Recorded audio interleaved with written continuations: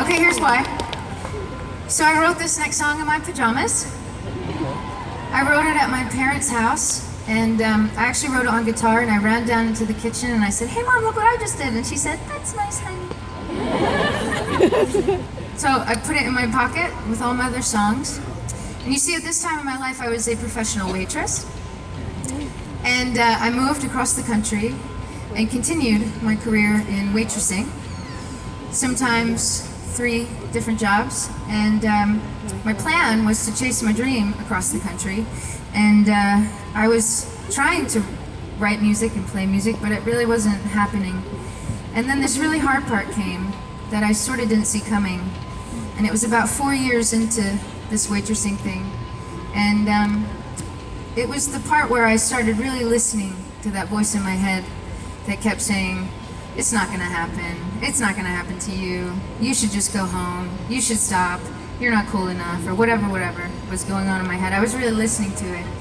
And I remember calling up my parents and crying, and for some reason, I don't know why, I just paused, and I just sort of showed up for work that night, and I just didn't make a decision.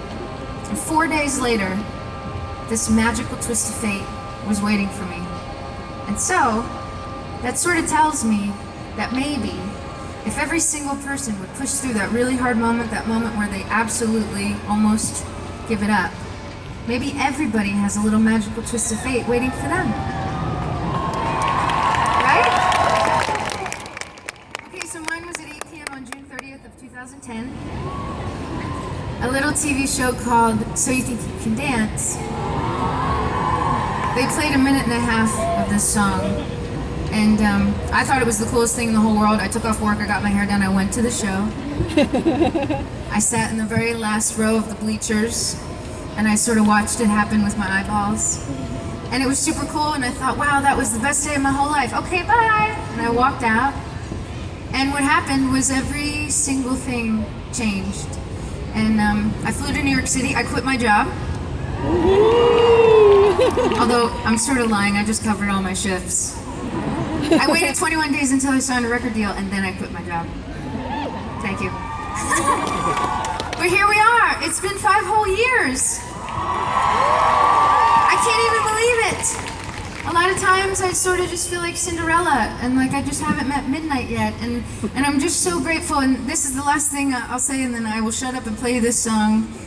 I have thought about it so many times, and I've really tried to figure out why and how, because there's so many people in the world, and there's so many songs in the world, and like, how does this thing sort of happen?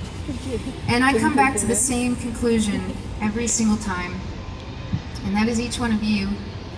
You guys opened up your little hearts, and you let this song in, and because of that, you changed my life, and you made my dream come true. You guys are my magic, so thank you.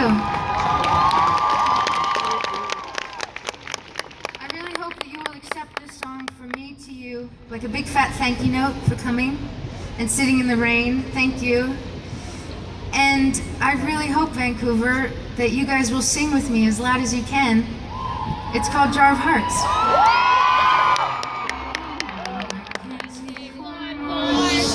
Towards you, so it's waiting is regret. Don't you know?